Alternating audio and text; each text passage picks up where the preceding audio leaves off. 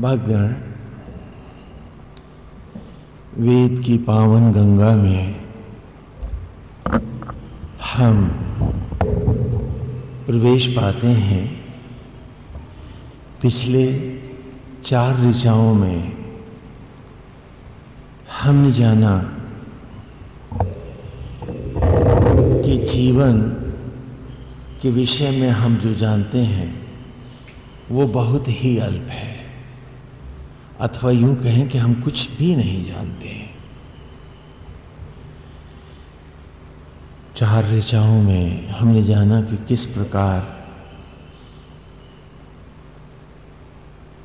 ईश्वर ही आत्मा के रूप में हम सब के भीतर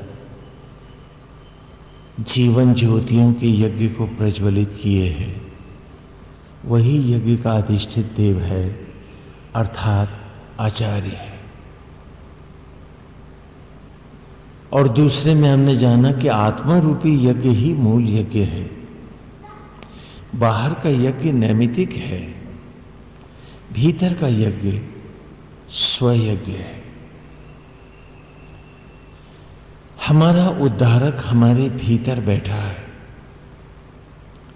जो उसको अर्पित हो गया उसी का उद्धार हुआ। और तीसरे सूक्त में कहा कि जिसने इसको जीवन की राह बनाया, जिसने जीवन को एक यात्रा माना और निरंतर आत्म ज्वालाओं में झुकता चला गया, जिसने अपने अंतर जगत को स्वजगत माना, आत्म जगत माना, और बाहर निमित्त जगत है, हमें मात्र सेवा करनी है, वो ही यशस्वी और वीर इस मार्ग पर आगे बढ़ पाए। बाकी सब आवागमन को पतित योनियों को चले गए। और तब कहा कि यज्ञ वही है जो तुम्हारे भीतर जल रहा है। अग्ने यम यज्ञम अध्वरम विश्वतः परिभूरसी सा इत देवेषु गच्छति। कि अग्नियों के यम जिस यज्ञ में संपूर्ण सचराचर व्याप्त होता है, परिभूरसी, और अध्वरम मृत्यु से विनाश से रहित होकर पुनः जीवंत हो उठता है। जो इस आत्मा रूपी यज्ञ को जानते हैं वे ही सत्यनिष्ठ होते हैं। और जिसने ब्रह्म अर्थात आत्मा के तत्व को नहीं जाना वो कोई ब्राह्मण नहीं होता है। ब्रह्म जानाति ब्राह्मण, जिसने ब्रह्म के ज्ञान को पाया वही ब्राह्मण है। और आज की ऋचा में क्या कह रहे हैं?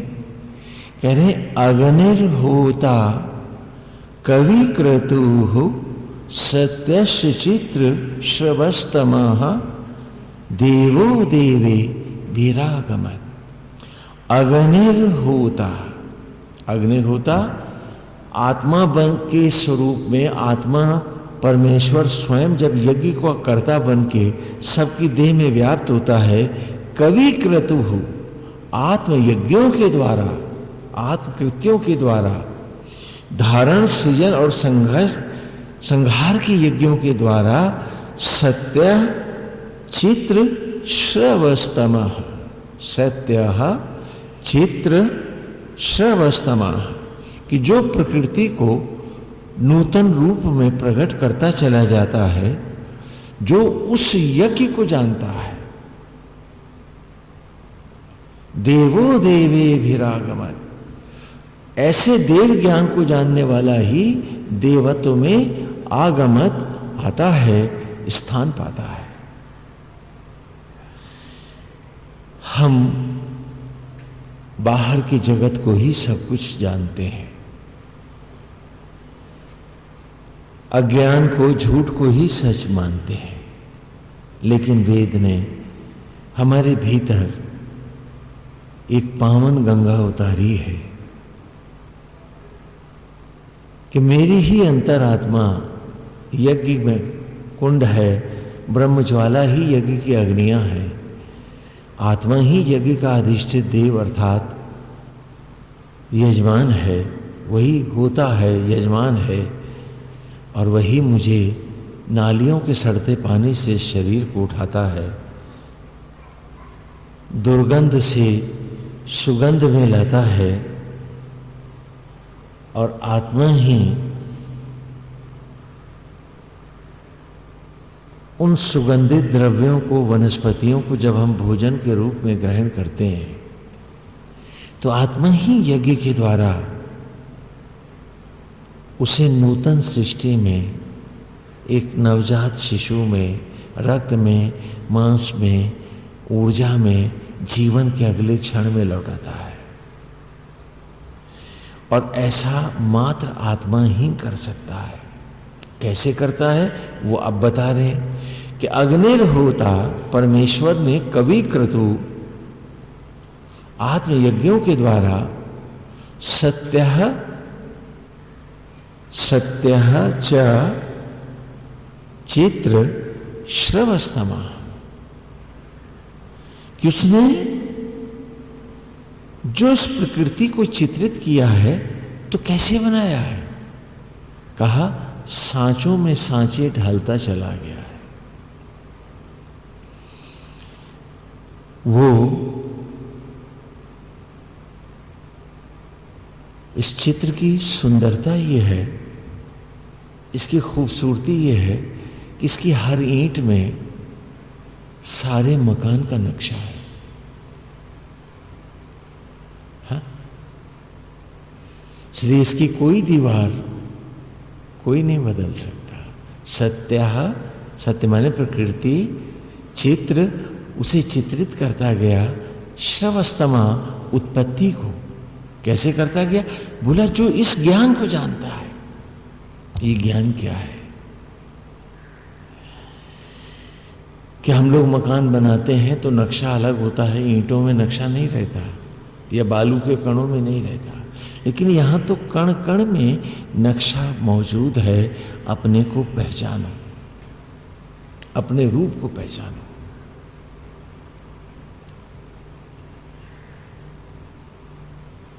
कि ये उत्पत्ति कैसे होती है? ब्रह्मरंध्र में सबसे पहले वो वनस्पतियों को एक कोश का रूप देता है, जिसे हम इंग्लिश में पीनियल बॉडी कहते हैं। बॉडी में ये नहीं कि बैंक में से बन के इसके हाथ चले आएंगे, उसके पैर जुड़ जाएंगे तो वो आदमी हो जाएगा, ऐसा नहीं होता है। जो भी उत्पत्ति होती है देह के भीतर से ही बाहर आती है। और फिर भी देह के भीतर भी एक संसार है, वो मेरा है, मुझे याद नहीं रहता। जो वाही आसक्त जगत है वही सब कुछ है।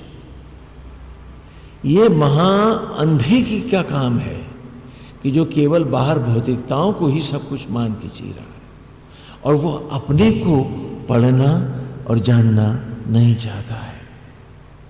तो सबसे पहले उसने एक चित्र को बनाया ब्रह्मरंध्र में। देखो उत्पत्ति सृष्टि का मूल कहां है। इस चित्र में, जिसे हम आज मेडिकल साइंस में डीएनए भी कहते हैं, उसमें वो जो उत्पत्ति का क्षण है उसमें उस समय का चित्र है, ग्रहों नक्षत्रों का। एक चित्र माता का है, एक पिता का है, और एक उस जीव के अपने संस्कारों का है। ये सारे चित्र जुड़े और मल्टी डायमेंशनल एक कोश बना।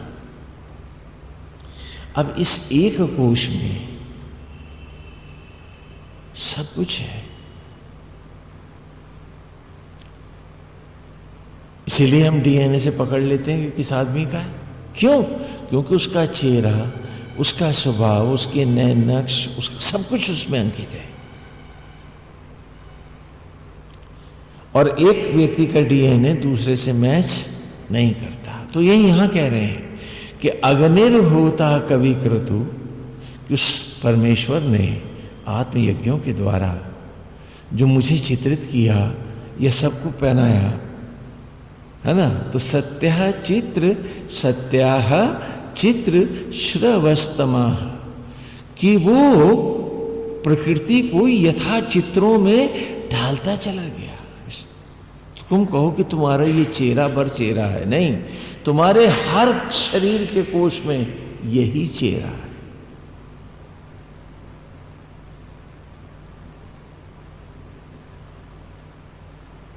और वो दूसरे के साथ मैच नहीं करेगा। सत्यः चित्र श्रवस्तमः, ये बड़ी बहुत गहरी बात कहेंगे। आरंभ में ही कह रहे हैं, ऋषि पढ़ा रहे हैं। देखो वेद बच्चों को पढ़ाते हैं उस जमाने में, और आज बूढ़े भी नहीं समझ पाते इस जमाने में, और कहते हो कि ज्यादा समझदार हो गए हो अपने पुरखों से। तो कहा वो उन्हें चित्रित करता चला गया कि सारे चित्र जुड़ते गए, एक शरीर बनता गया। हर कोश समान स्वभाव का है, समान चित्र है, उसमें समान वही भाव है, वही विचार है, और यथा आकर्षण विकर्षण है। क्या आप जानते हो कि आपके शरीर में जुड़ा हुआ कुछ भी नहीं है? हड्डियां अलग हैं, एक एक कोश अलग है, इन कोशों को बनाने वाले तत्व अलग है। यदि आप उस चित्र को देखना चाहते हो कि जो सूक्ष्म तत्व है सचराचर का वो कैसा दिखता है, तो मैं उसका एक बहुत बड़ा स्वरूप आपको दिखला सकता हूं। रात को आसमान देखना है, चारों तरफ चमचमाते हुए सितारे हैं, बीच में कुछ ग्रह और नक्षत्रों की भी रोशनियां होंगी। ये सारा चित्र देखो, और ये सारा चित्र जब सूक्ष्म होता है तो एक परमाणु बनता है। एटम इज रियलाइज्ड, और ऐसे करोड़ों एटम जुड़ते हैं तो एक कोश बनता है। चित्र सब में यही रहता है। क्या नक्षत्र आपस में जुड़ते हैं? नहीं, उन सब के बीच में आकाश है। उसी प्रकार हर मैटर में, चाहे वो लोहा है, सोना है अथवा चांदी है, उसके जो एटम्स हैं उन सब के बीच में स्पेस रहती है। क्यों रहती है? क्योंकि it's law of nature, and nature is the lone book of dharma. कोई मैन मेड नहीं है यहां। हाँ? धर्म का ग्रंथ प्रकृति है, सचराचर है, हम सब उसके अक्षर हैं, तो हम उससे अलग नहीं हो सकते। तो मेरे शरीर की कोश दर कोश जो संरचना है वो आकाश से हटकर नहीं है। तो अग्निर होता कवि क्रतु सत्य सचित्र श्रवस्तमा देवो देवे विरागमन। तो अब उसने कैसे बनाया कि सब चित्र इकट्ठे करके और ऐसे ही ब्रह्म बिंदुओं से एटम्स को जोड़ करके पहला कोश बनाया। जीव को भी वही रूप रस गुण संबंध सब कुछ वही दिया, और उसके बाद उन कोशों से एक घर बनने लगा, ढलने लगा। हमने कहा बच्चा गर्भ में बड़ा हो रहा है, पल रहा है। Each cell of the body is separate yet one.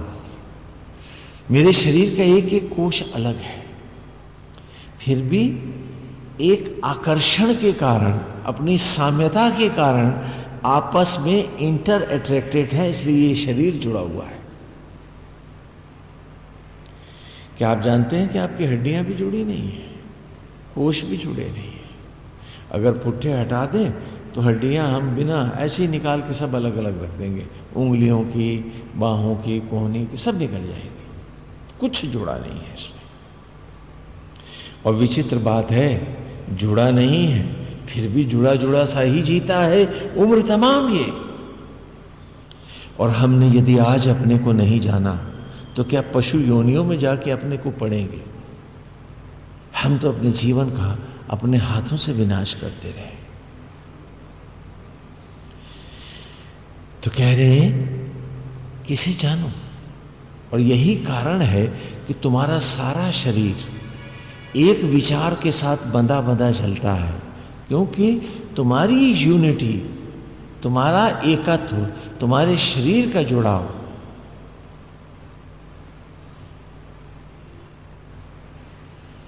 उस आकर्षण के साथ बंधा हुआ है जो तुम्हारी अंतरात्मा का है।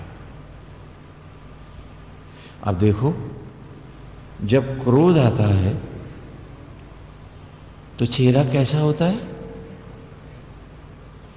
सुंदर होता है? हाँ, बहुत अगली हो जाता है, भयानक हो जाता है, और उसमें खिंचाव आता है। लेकिन क्रोध में खिंचाव खाली चेहरे की मांसपेशियों पे आता है, ये सारा शरीर ऐंठ जाता है। तो क्रोध तो मन ने किया था, सारा शरीर क्यों ऐंठ गया? क्योंकि ऑटोमेशन है। और छात्रों को गुरु प्रथम कक्षा में उनको उनका स्वरूप पढ़ा रहे हैं। आज अच्छी नौकरी, बढ़िया तनख्वाह और मोटे घूस के लिए पढ़ाते हैं। छात्र का अपना स्वरूप है ही नहीं। प्राइमरी केजी से लेकर के और उसकी डॉक्टरेट तक कहीं पर हम उसको वो क्या है ये नहीं बतलाते हैं। इसीलिए आज मनुष्य में मनुष्य को खोज पाना अति दुर्लभ हो गया है। स्वयं बाकी सब कुछ मिल जाएगा, मनुष्य में मनुष्य ही नहीं मिलेगा। मनुष्यत्व को पाना अब बड़ा विलक्षण हो गया है, अति दुर्लभ है।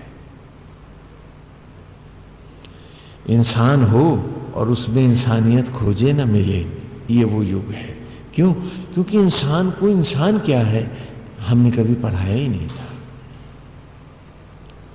तो कहा कि वो तुमको जैसे बनाता है, तिल तिल कण कण, न मां को उंगली बनानी आती, न बाप अंगूठा जानता। केवल मध के अंधे मानते हैं कि हम बड़े विद्वान हैं, हमने पैदा किया है, जबकि सच क्या है? अपने शरीर का एक कोश, सर का एक बाल भी तो बनाना नहीं आया थाली भर खाने से। लेकिन फिर भी हम मानते हैं हम नहीं करे थे तो ये नहीं होता ना स्वामी जी, हमने किया तो ये हुआ है। और जिसने दंभ जिए हैं उसने रावण जिए हैं। जिसके पास विनम्रता है वही संत है, वही ऋषि है। ऋषत्व के लिए हमें भीतर आना होता है। इस विज्ञान को जाने बिना न तो कोई तप है, न साधना है, न पूजा है। आज देखा देखी पूजा लोभ की पूजा है, लोभ देवता की भक्ति है। भगवान को तो माध्यम बनाया है, वो तो डाकिया है बीच में कि मेरे लोभ के लिए ये लाके दे जा, पोस्टमैन है वो। हम उनका भी अपमान करते हैं जब हम पूजा करते हैं। क्यों? क्योंकि हमें कभी अपना स्वरूप नहीं पढ़ाया गया, पूजा पाठ नहीं पढ़ाए गए, तो हम और क्या पढ़ पाते, क्या जान पाते? हम तो अपने को ही नहीं जान पाए।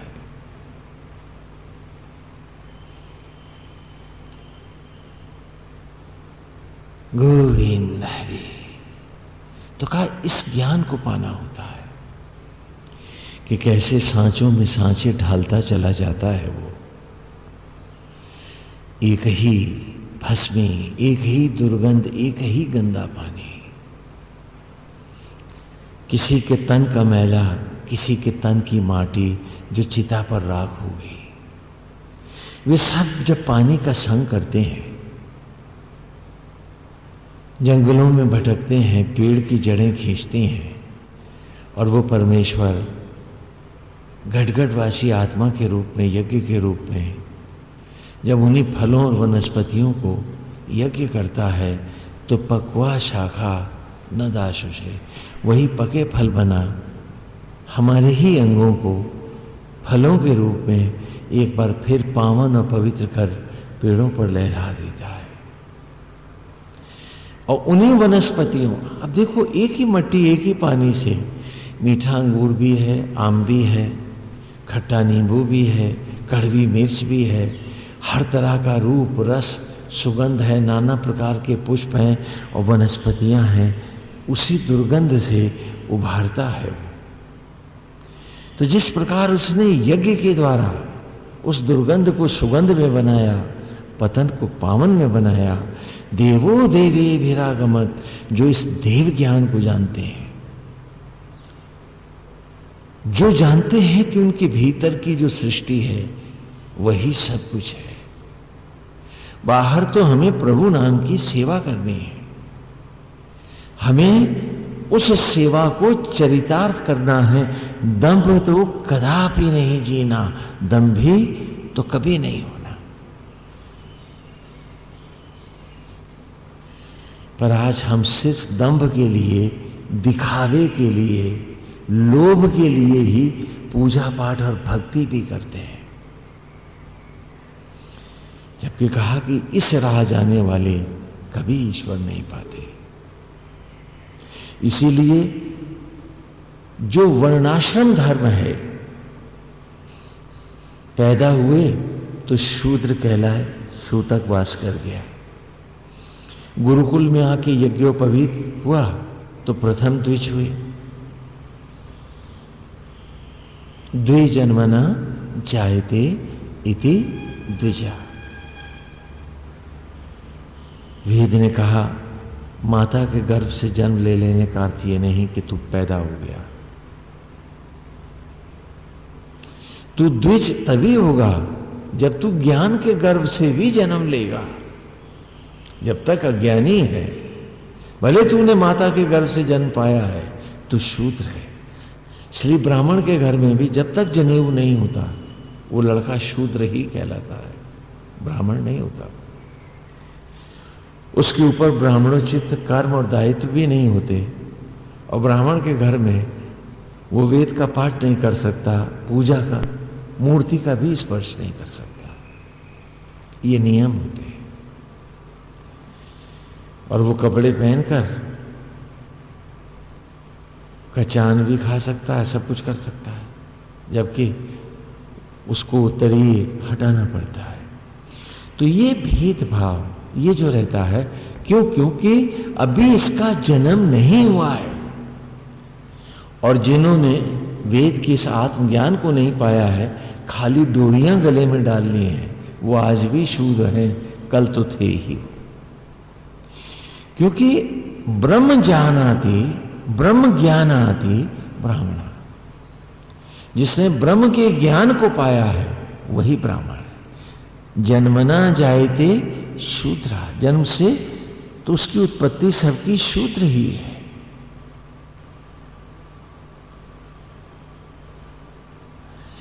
तो उसको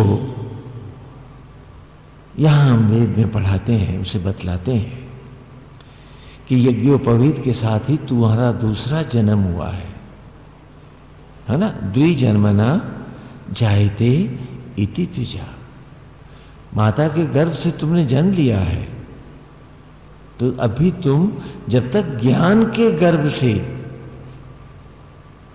उस ज्ञान को धारण करके उसके गर्भ से प्रकट नहीं होगे, तुम द्विज नहीं कहलाओगे, तुम शूद्र ही रहोगे।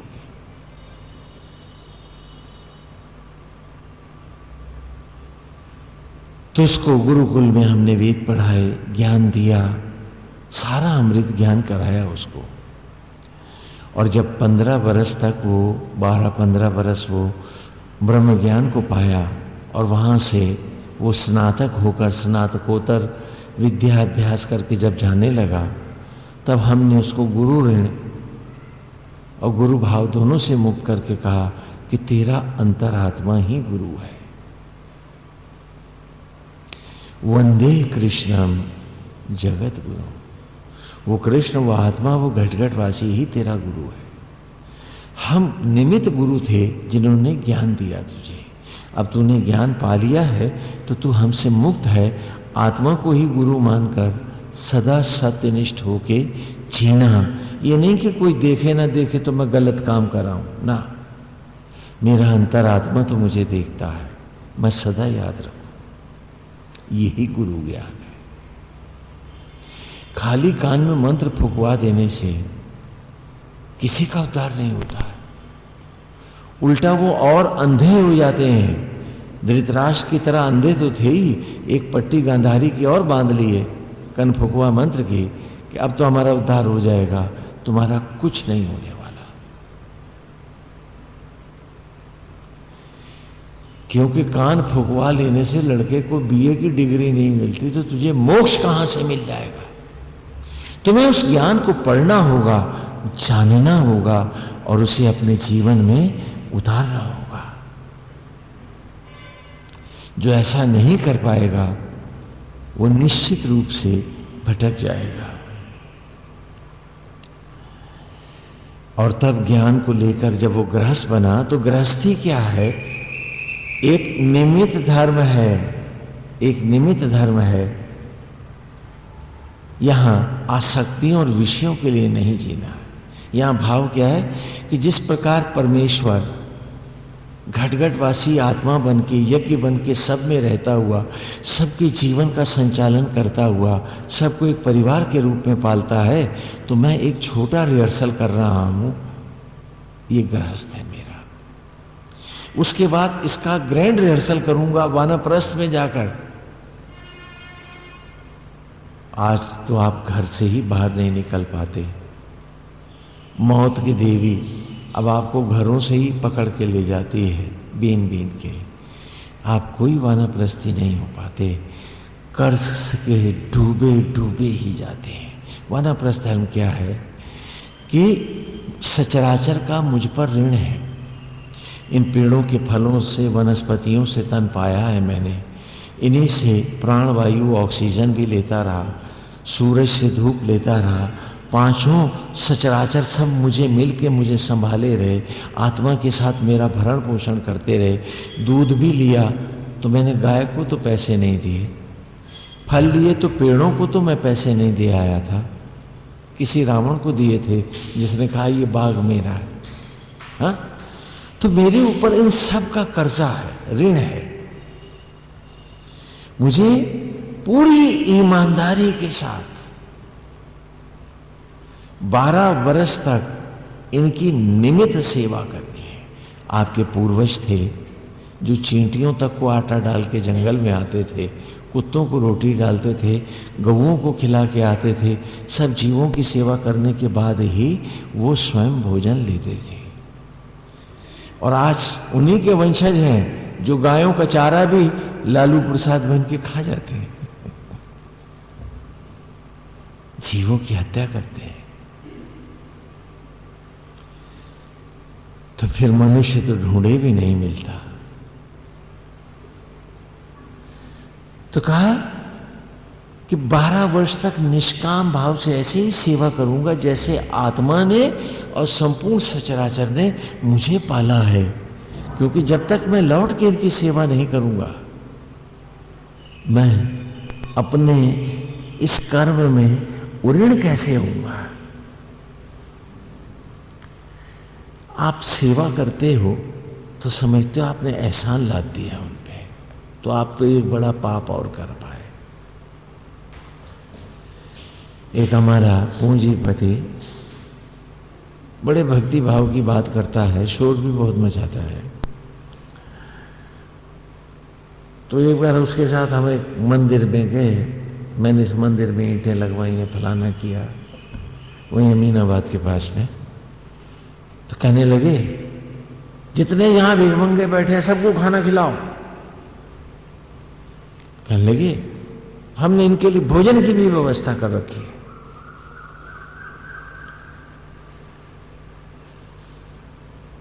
तो मैंने कहा तुम इन्हें मुफ्त खिलाते? बोले हाँ। मैंने झूठ बोल रहे हो, क्योंकि तुम मुफ्त तो खिला ही नहीं सकते, तुम तो इनसे बड़े भिखमंगे हो। क्योंकि ये जो अभी दंभ के हुंकारे मेरे इस पास भर के बैठ रहे हो, तो जरा से खाने के लिए इतना बड़ा दंभ कर रहे हो, तो सबसे ज्यादा पैसे तो तुम ही बटोर रहे हो, तुम तो इनसे भी बड़े भिखमंगे हो। मैंने कहा एक कटोरा इस पूंजीपति को दो और कहो कि लाइन में बैठ जाए। तो जना गए। मैंने कहा तुम्हें आज तक सेवा करनी भी नहीं आई।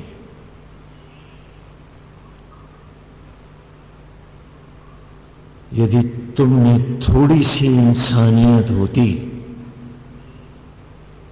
और तुम्हें थोड़ा सा याद होता कि वो यज्ञ इन सब में बैठा है, ईश्वर सब में बैठा हुआ है, तो तुम इन्हें भीख ना देते, तुम बड़े विनम्र होकर इनसे प्रार्थना करते मन ही मन कि नारायण आप ही तो आत्मा होकर इन सब में विराजते हैं। प्रभु मुझ अकिंचन को सम्मानित करने के लिए स्वयं विनम्रता के इस स्तर तक आप पहुंचे। दाता मैं आप पर न्यौछावर हूं, अभिभूत हूं कि मुझे सदरा दिखाने के लिए आज आप भिक्षुक बने हैं प्रभु। यदि उसमें भी राम देखा होता और तब तूने उसकी सेवा की होती तो पहली बार मैं मानता कि तूने कोई दान पुण्य किया है। जो दंभ से दे रहे हैं वो तो भिखमंगों से भी गिरे हुए भिखमंगे हैं। इतनी सी बात हम जीवन में समझ नहीं पाते हैं कि किस जीव को हम कहां खिला पाएंगे। अरे हमें तो मट्टी से दाना अन्न का बनाना नहीं आया तो हम कहां से खिला पाएंगे। जो यज्ञ है, जो बना रहा है, अग्निर होता कवि क्रतु सत्य से चित्र समस्त, जो बना रहा है, अरे वो तो हमें निमित्त सम्मान दे रहा है कि तू भी सेवा का सुख उठा ले, अपने कर्ज का भार उतार ले, उऋण हो जा, वरना तू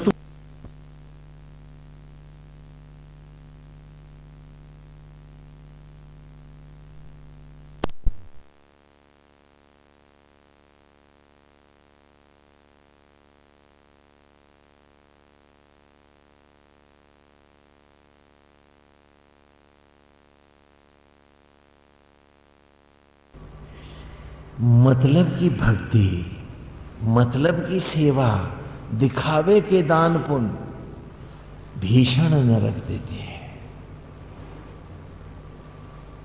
उद्धार नहीं होता है, आप उल्टे चले जाते हैं। सेवा वही जो विनम्रता के साथ की जाए, सेवा जो प्रभु भाव में की जाए, सिर्फ वही सेवा होती है, बाकी पाप ही पाप होता है। कहा कि तू इनके सामने तू झुकता, क्योंकि इनके भीतर तो स्वयं सृष्टा बैठा है। ये भिखमंगे कहा है, ये तो मेरे कर्ज को उतारने के लिए, मेरे पापों का भार लेने के लिए विनम्रता से मेरे सामने कटोरा पकड़ के बैठे हैं। मैं तो इनसे भी नीचे हूं और मुझे सचराचर के भार से उऋण होना है, क्योंकि भार नहीं उतरा तो कोई भी अनंत की राह नहीं पाएगा, किसी को द्वार नहीं मिलेगा। इस राह पर जाने के लिए हमें निरंतर इस राह पे चलना होगा। भाव नहीं बदलेगा, विनम्रता कदापि नहीं जाएगी। जो दंभ को जाएगा वो पिशाच गति को जाएगा, जो झूठ और कपट को जाएगा उसकी जघन्य प्रेत योनियां होंगी।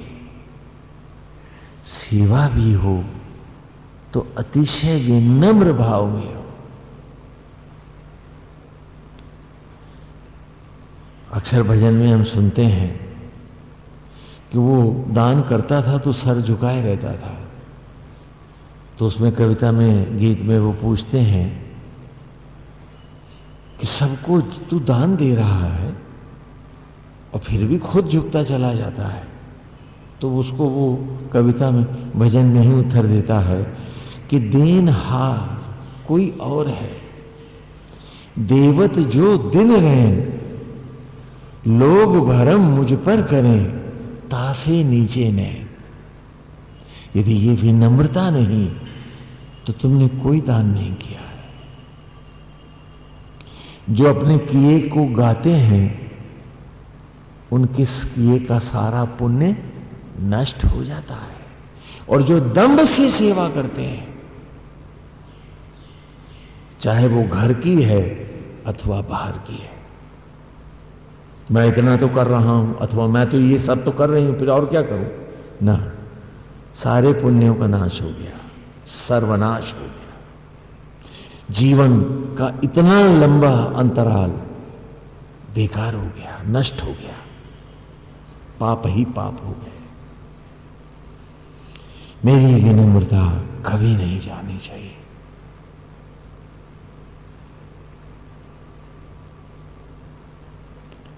इसे कभी मत जाने दो।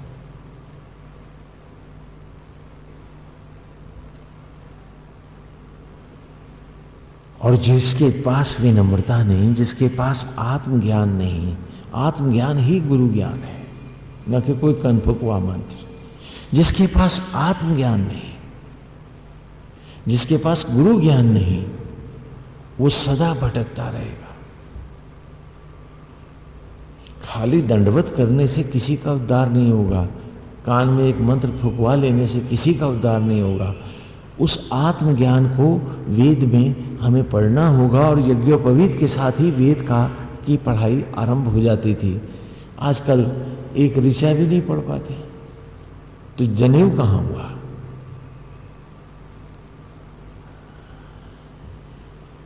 एक बार एक बहुत बड़े संत बुलाए गए, एक उदाहरण दे रहे हैं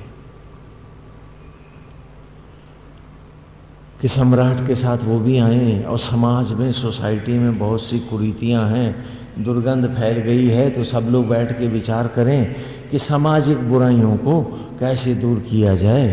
क्योंकि हर चीज़, जिसे शादी ब्याह तक में मोटे दहेज लिए जा रहे हैं और ये सब हो रहा है, और ज़िंदगी एक धंधा बन के रह गई है, तो उस पर विचार विमर्श के लिए, हाँ, सोसाइटी में फैल रही करप्शन के लिए, हाँ, संत को बुलाया जाए। तो संत ने कहा मैं तभी आऊँगा जब सम्राट भी मेरे साथ आने को राजी हो। तो सम्राट मान गए। तो संत ने सम्राट से कहा कि आप मेरे साथ ही चलोगे। तो संत और सम्राट और उनका कोचवान और कुछ सैनिक टुकड़ी लेकर के चले।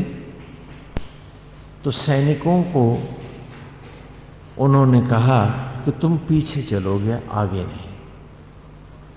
और कोचवान देखने में भी सम्राट जितना ही लंबा चौड़ा था और लगभग फीचर्स वही थे।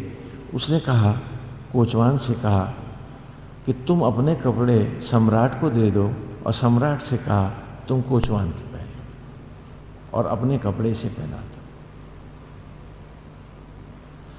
उसकी समझ में नहीं आया कि ये ऐसा क्यों कर रहे हैं, बुरा तो लगा उसको। लेकिन दोनों ने कपड़े अदला बदली कर ली। और जब रथ सभा स्थल के पास पहुंचा, तो संत ने सम्राट से कहा अब तुम रथ चलाओ, और कोचवान से कहा तुम पीछे बैठ जाओ। सारी भीड़ आई और कोचवान को ही सम्राट समझ के ले गई। और सम्राट को संत ने अपने पास लिया और कहा कि हम लोग यहाँ बैठते हैं, और बड़े सिंहासन पे कोचवान को बिठा दिया। ये बड़ा सम्राट है, बड़े पैसे वाला है, इसका तो पूरा साम्राज्य है, इसके पास तो ढेरों सम्मान है, सम्मान है। तो जितनी सोसाइटी जनता थी, हाँ, वेस्ट की बात है, वो सारी की सारी उस प्रिंस के पीछे भागने लगी। तो उन्होंने कहा कि महाराज आप तो आ गए, लेकिन वो जो फिलॉसफर था वो नहीं आया है। तो उनका वो भी आ जाएगा। तो थोड़ी देर में फिलॉसफर उठा, उसने कहा नहीं मैं आ गया हूं। तो उनका आप आइए, और हम सब समाज की सारी कुरीतियों को समाप्त करना चाहते हैं।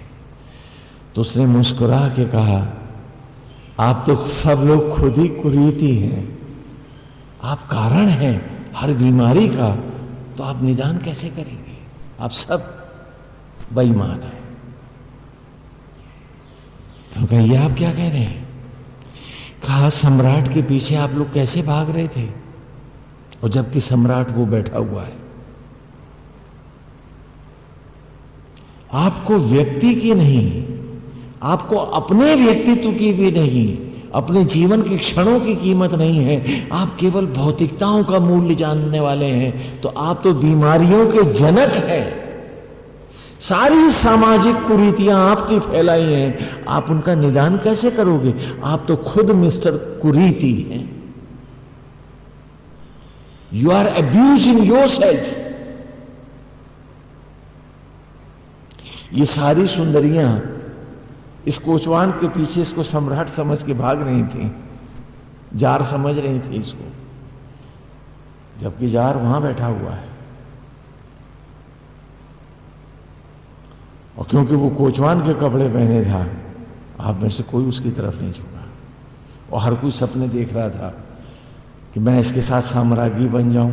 औरतें ये सोच रही थी, आदमी ये सोच रहे थे कि ये दया कर दे तो मुझे बड़े ठेके मिल जाए, मेरा धंधा चमक जाए। तो कहा कि बीमारी तो आप लोग खुद हो। आपने अपने जीवन के क्षणों का कभी मूल्य नहीं किया, आपने उस आत्मा के तत्व को कभी पाना नहीं चाहा, आपने कभी जानना नहीं चाहा कि वो सत्ता, वो शक्ति कैसे आपको दुर्गंध से सुगंध और सुगंध से पावन फलों और वनस्पतियों में लौटाती है। वो कौन है जो तेरी गोद में एक बच्चा ले आया, तुझे तो उंगली बनानी नहीं आई। आपने उसको महत्व नहीं दिया है, भौतिकताओं को महत्व दे रहे हैं। आप बीमारी क्या दूर करेंगे? आपने तो खुद, आप तो अपने में एक जीवंत मूर्त बीमारी है।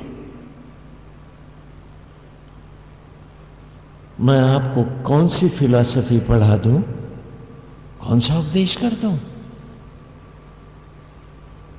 क्या आप में से कभी किसी ने सोचा कि सारी जिंदगी का, सारी दौलत बटोर के क्या जिंदगी का एक दिन और पा सकते हो तुम, यदि वो न दे तो उम्र तमाम तुमने उसके दिए दिनों को बर्बाद ही तो किया है, क्योंकि बदले में जो बटोरा है वो तुम्हें जिंदगी का एक मिनट नहीं दे सकता। कमा रहे हो अथवा गंवा रहे हो। आज समाज में जो भी कुरीतियां हैं, जो भी बुराइयां हैं, उसके जनक आप सब लोग हैं। ये मत कहो कि यहां भ्रष्टाचार फैला है।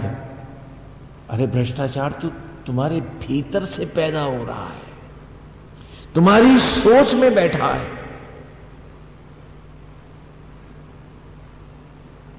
तो उसे ठीक कैसे करोगे? आज यदि हम जीवन के क्षणों का मूल्य करने लगे, यदि हम कसम खाकर मान लें कि प्रभु का दिया आत्मा का क्षण है, इसे हम कभी भी मैला नहीं करेंगे।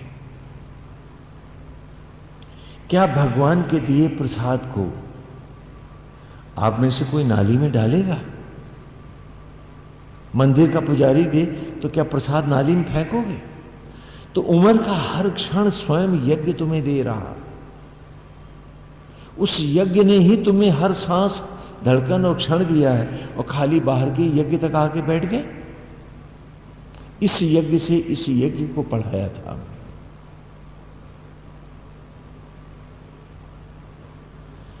क्योंकि बीमारी की जड़ सामाजिक कुरीतियां, उनकी जड़ें हम सब की सोच में बैठी हैं। इन्हें यहां से निकालना होगा। जब सम्राट के कपड़े मैंने कोचवान को पहनाए तो आप सब कोचवान को आपने समझा सम्राट है, तो आप सब पागलों की तरह उसके पीछे भागे कि ये पारस है और हमें छू दे तो हम लोहे से सोना हो जाए। और जबकि था वो खाली कोचवान, न कि सम्राट। तो कहा इस सचराचर में हम सब उसी कोचवान की तरह हैं, सम्राट तो हम सब में बैठा, और हमने उसको नहीं जानना चाहा जो हमारा अंतरात्मा है, जो सचराचर का स्वामी।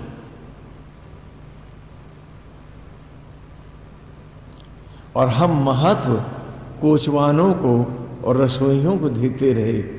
वो कर दे तो हमारा ये काम हो जाए, वो उसकी दया से ये हो जाए, तो चलो उसके पीछे चलो, उसको बैसाखी बनाओ, उसके लिए झूठ बोलो, कपट करो, प्रपंच करो और हर सड़ी हुई सोच को ही सही मानो।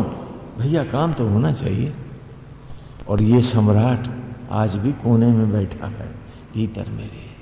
मुझमें से कोई उस सम्राट को जानना नहीं चाहता है जो एक एक चमकता हुआ उम्र का क्षण मेरे पे यूं लुटाया जाता है और कुछ मांगता नहीं, कुछ चाहता नहीं है और खाली भजो राधे गोविंद भजो राधे नाटक करना चाहते हैं।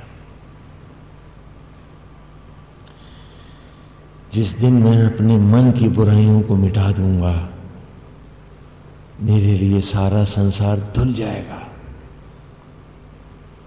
और जब तक मैं दूसरों को दोष बताता रहूंगा, मैं मैल का ढेर बनता रहूंगा। एक बात बताओ, एक सवाल पूछ रहा हूं कि जब आप बहुत खुश होते हो तो आपका चेहरा बदसूरत होता है? नहीं, सुंदर होता है ना? जब भी आप किसी सुंदर वस्तु का ध्यान करते हो तो आपका चेहरा मैला होता है? सुंदर होता है। लेकिन जब भी आप किसी घूरे के पास से गुजर रहे होते हो, उसकी बदबू आपके पास आ रही होती है, तो आपका चेहरा कैसा होता है? सिकुड़ा हुआ, बदबू के कारण संत्रस्त और मुरझाया हुआ, लगभग घूरे के जैसा ही हो जाता है। तो उम्र तमाम तुम सबकी बुराइयां देखते रहे कि वो आदमी ऐसा घूरा है, उसमें ये घूर है, उसमें वो घूर है, तो तुम्हारा अपना चेहरा एक घूरा ही तो था। तुम्हारी सारी जिंदगी एक घूरे की जैसी ही तो थी। यदि सब में राम देखा होता तो हम सब राम से सुंदर होते। हम तो सब में बुराइयां खोज रहे थे, तो हमारे चेहरे मुरझाते क्यों नहीं? हम बदबूदार क्यों नहीं होते? गुरुकुल में बच्चों को हम वेद में ये अमृत ज्ञान दे रहे हैं कि क्या कल्पना है उसकी। दुर्गंध में और मट्टी में वो रंग भरता है, दृश्य प्रकट होते हैं, हर रंग के फूल पत्तियां, हर तरह की सुरभि फैला देता है। तू अपने आप को उस यज्ञ को अर्पित कर दे और तू धरती की सुगंध हो जा। तेरे रंग से रंग जाए सारा वातावरण, तू उस आत्मा का हो जा जो रंगता है हर ओर, तो उसका रंग हो जा। तो कहा अग्निर होता कवि क्रतु, कि वो परमेश्वर वो यज्ञ करता जिस प्रकार कवि क्रतु आत्मा होकर यज्ञों के द्वारा सत्य चित्र श्रवस्तमा उत्पत्ति को हर ओर चित्रित करता है, हर शून्य में नए रंग भरता है, मौन कोलाहल हो उठते हैं, मधुर स्वर लहरियों में चिड़िया गाने और चहचहाने लगती हैं। आज तू अपने आप को उस आत्मा को अर्पित कर दे, तू उस रस में बस जा, तू सदा सदा के लिए उसका हो जा कि तेरे जीवन में फिर भटकना न हो कभी बाकी। केवल बाहर जीना पशु से भी निकृष्ट जीना है, वो तो शूद्रतम वृत्ति है। जन्मना व्यवस्था नहीं होती है, बल्कि जन्मना व्यवस्था की बात करें तो एक घटना हमको याद आती है। अक्सर आप लोग बाह्य आचरण को ही सब कुछ मान बैठते हैं, इसीलिए अपनी अंतरात्मा तक आपकी पैठ नहीं हो पाती है। गणेशगंज में प्रवचन होता था, तो एक जगदाचार्य हमसे नाराज थे, हमको पता भी नहीं था। तो उस दिन मंच में हम कर्म योग पढ़ा रहे थे पब्लिक को, तो उन्होंने बीच में ही माइक घसीट लिया हमसे, कहने लगे तुम कहते हो जन्मना जायते शूद्रा, ये कहां लिखा है? तो हमको बड़ा अजीब सा लगा कि अभद्रता का ये आचरण एक सन्यासी को, वो भी मंच पर पब्लिक के सामने, कहाँ उचित है। तब भी हमने विनम्रता से कहा, हमने कहा इस वक्त तो हम कर्मयोग पढ़ा रहे हैं। बोले नहीं, अब पहले हमको ये पढ़ा दो। तुमने पहले कहा था, मुझको मेरे चेलों ने बताया। मैंने, आप क्या कहते हो? कल मैं कहता हूं जन्मना जायते विप्रा। तो हमने कहा तो उसमें क्या, हम आपकी बात भी मनवा देंगे कि जन्मना जायते विप्रा और संस्कारात शूद्र उच्यते, कि ससुरे जन्म से तो अपने को बामन बनाए बैठे थे और सारे संस्कार इनके शूद्रों वाले थे।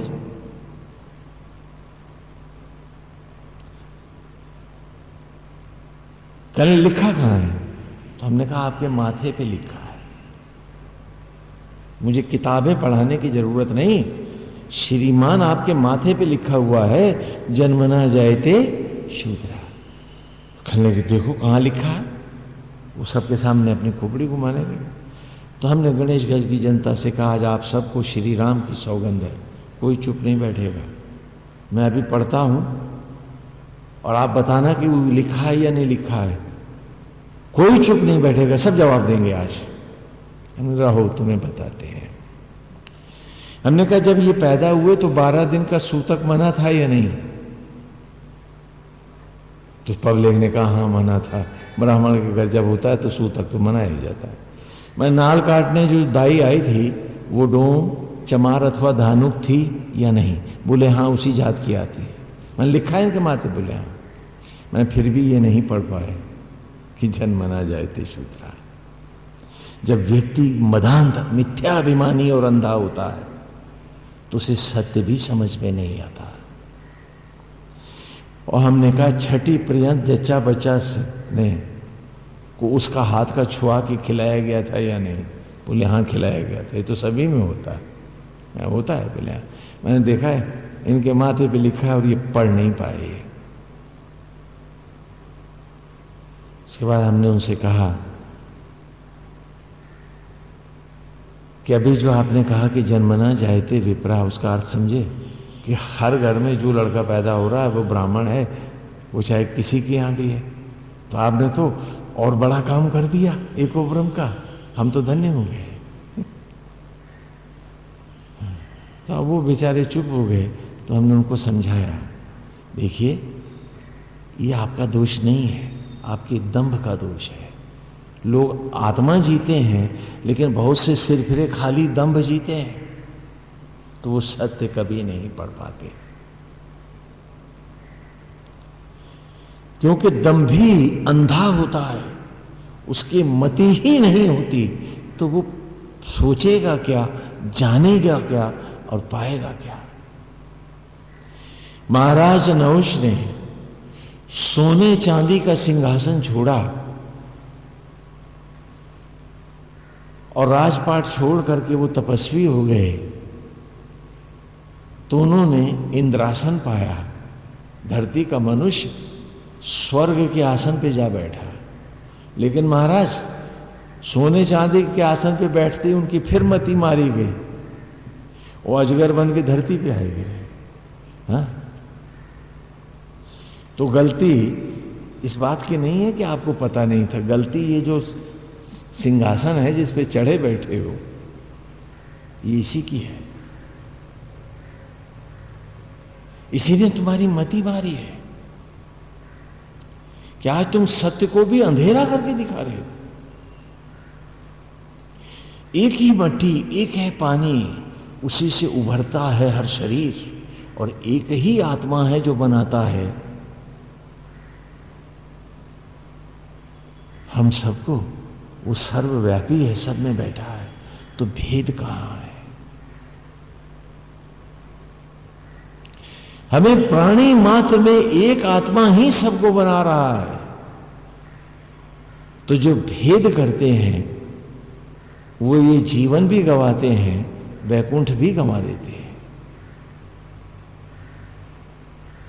हमारा धर्म नहीं कि हम किसी से जात पात छूत पात करें। हम तो गाते हैं सिए राम मैं सब जग जानी, और अगर जात पात करते रहे तो सिया राम कहाँ माना हमने? हमने तो राम को गाली दी, हमने तो ढोंग किया, हमने तो झूठ बोला, हमने तो दिखावा किया।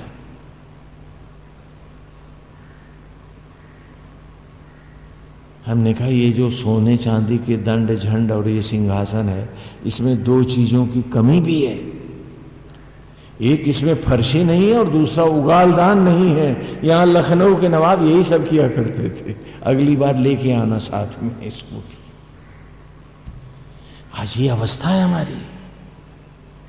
और जबकि इस ऋचा में कह रहा हूं, अग्निर्भूता कवि क्रतु सत्य चित्र श्रवस्तम देवो देवे विरागम। वो जो रोम रोम कण कण बना रहा मुझको मेरा परमेश्वर आत्मा बन के यज्ञों के द्वारा, जो प्रकृति को चित्रित कर रहा है, मुझे उसका अनुसरण करते हुए ही, उस देवता के पीछे जाते हुए, इस देव ज्ञान को पाते हुए ही मुझे उस अमृत सत्य को पाना है। जो इससे भटक गया उसका सर्वनाश हो गया। इससे पहले भी हमने आपको बताया था कि जो हमारे ऋषि उतंक हैं, भेदभाव के कारण उन्होंने वैकुंठ गवाया था महाभारत में। और इसी बात को महाराज नहुष के संवाद में महाभारत में, कि जब महाराज नहुष अजगर बन के गिरे इंद्रासन से, तो उन्होंने अब शापित हो गए, अजगर बन गए, तो भीम को ही पकड़ लिया, अपने ही वंशज को। युधिष्ठिर गए उनके पास और उन्होंने उनसे प्रार्थना करी कि महाराज आप कौन हैं, क्योंकि आप अजगर नहीं हैं। जिसके पास 1000 हाथियों का बल है उसे कोई अजगर पकड़ नहीं सकता, आप अवश्य कोई विलक्षण जीव है। तब उन्होंने कहा, युधिष्ठिर तुम ठीक कह रहे, मैं ही तुम्हारा पूर्वज नहुष हूं, जो अपने पापों के कारण तब से इंद्रासन पाया था मैंने, और अपने इंद्र के आसन पर बैठ करके अपने मोहाशक्ति में और विषांतता के कारण मैं अजगर बन के गिरा और मैं शापित हूं। और जब मुझे भीम को खाना पड़ेगा, भीम की मौत अब निश्चित है। तो उन्होंने कहा कि यदि भीम ही न रहे तो हम सब पांडव सदा सदा के लिए मिट जाएंगे, हम कौरवों का सामना तो नहीं कर पाएंगे। कहा मेरे 3 संदेह हैं, यदि वो मिट जाए तो मैं शाप मुक्त हो जाऊं। और उसी अवस्था में भीम बच सकता है, मैं शाप मुक्त हो जाऊंगा तो भीम बच जाएगा, क्योंकि जब मैं ही शाप मुक्त हो गया तो अब खाऊंगा क्यों इसे? क्योंकि शापित व्यक्ति दूसरों को खाता है। यदि आप किसी को सता रहे हैं, किसी के साथ खींच रहे हैं, किसी के मन की शांति को चबा रहे हैं, तो मानिएगा कि आप शापित हैं, आप अधा पतन को प्राप्त है। नहीं तो बेकार की जिरह करना, झगड़ना, रोज घर में तूफान लाना, ये शाप नहीं है तो और क्या है? और अपने शापित स्वरूप पर कभी दंभ मत करना, नहीं तो शाप का मोचन कभी नहीं होगा।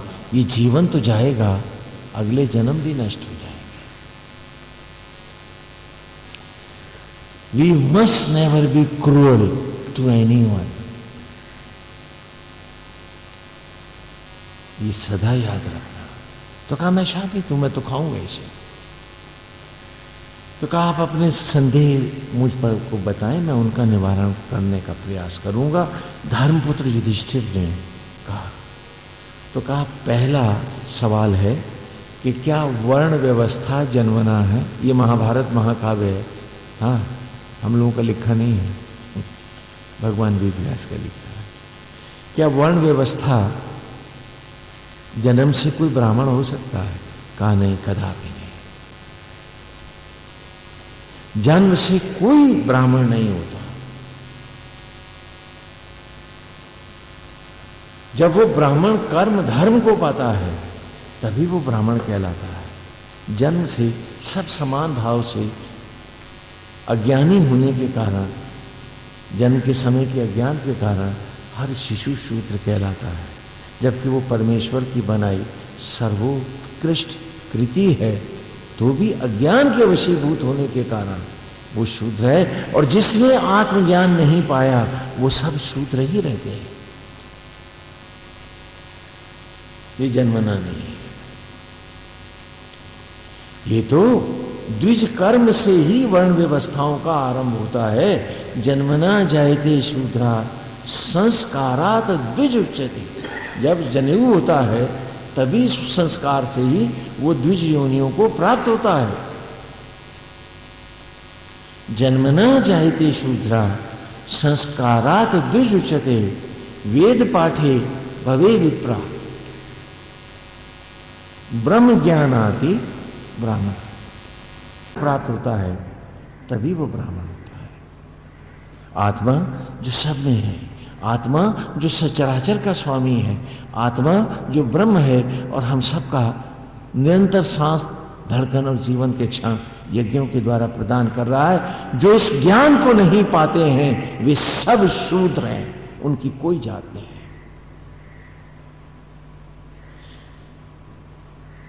तो कहा क्या कोई शूद्र भी ब्राह्मण हो सकता है? कहा क्यों नहीं हो सकता, ये तो गुण कर्म विभाग सा है। 12 बरस तक सरस्वती नदी के किनारे तप करता।